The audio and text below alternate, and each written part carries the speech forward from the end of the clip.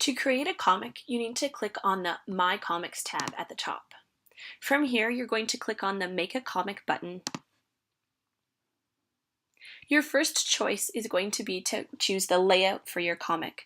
Don't worry, you can always come back and change the layout later or add extra panels or frames to your comic once you get started. I'm going to choose a simple 4-box one first. I'm going to give the title of my comic just Sample Comic. From here, I can use the Art Library tab across the top to choose different things to insert into my comic. In the Art Library, I can find characters, scenes, which are going to be like backgrounds, props to add for accessories, furniture, different effects, shapes, outfits for my characters, or I can upload my own images. As I was going through each of the sections, there are different categories for all of the things in the art library that you can quickly narrow down what you're looking for, or you can use the search feature over here just to quickly type in a word, and if it is inside of the art library, the results will be brought up for you. Okay, I can look for a background that would interest me for my comic. Once I have found one, I'm going to click on it and drag it down into the frame that I would like it to go into. For a character, same thing. I just need to choose on my character that I would like to bring it in. When I insert a character, the Controls tab is automatically going to open. I can choose a different expression for my character. I can choose if I'd like their mouth to look different, their eyes, the size of their eyes, what's happening with their pupils. I can have my character turn his body, make them sit if I would like to, or make it look like he's running. I can also change how their body is like. I can even change the way their hands are going to be directed. If I would like to add a speech balloon to my cartoon frame, I can click on text bubbles. I then can choose if I would like it to be regular speech, whisper, a caption box, no border, a thought bubble, or a shout bubble.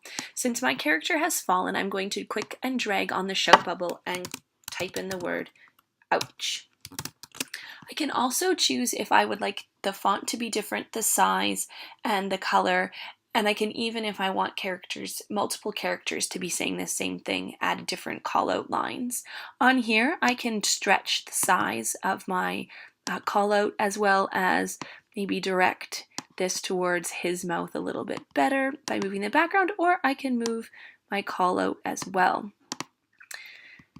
One other thing is if I would like to add some props or extra pieces to my background, I can look in the library and find something that would be appropriate to put in as a prop. I'm thinking I'm going to need to look in the home section if I want it to have,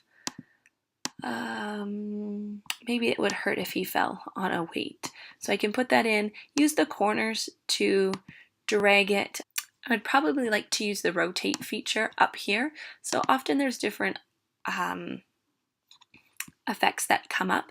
And I think I'd like to put the weight a little bit more underneath him. So I'm going to layer up my man, and there he is falling on there. I'll just move this under him a little bit more. And my frame is finished. At the bottom, there is a helpful toolbar. I can do undo if I didn't like what I just did, or redo if I change my mind. I can also click on the draw pencil to add my own drawing. I can ungroup or group up objects together.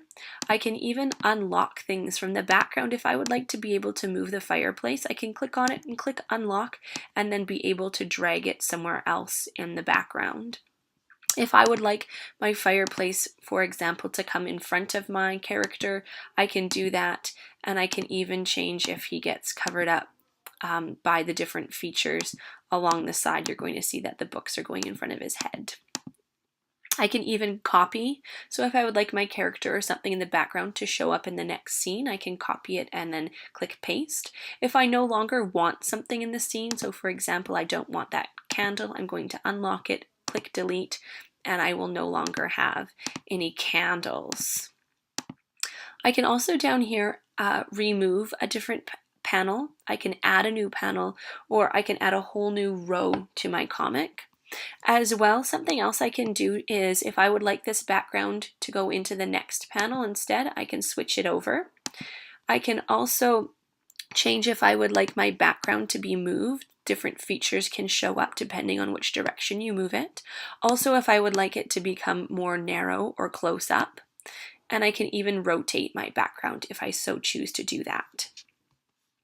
While I am inside the choices of adding different things to my comic, if I'm having any trouble, I can use the help toolbar here at the bottom. Anytime that you hover your mouse over something, a green box like this will pop up.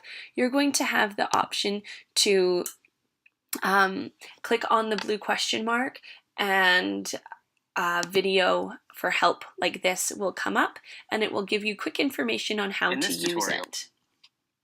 The other important thing you're going to need to know is you're going to need to save your comic. So when you are completely finished, you're going to click Save. It will save your comic. You'll have a preview of it with a whole bunch of options at the bottom.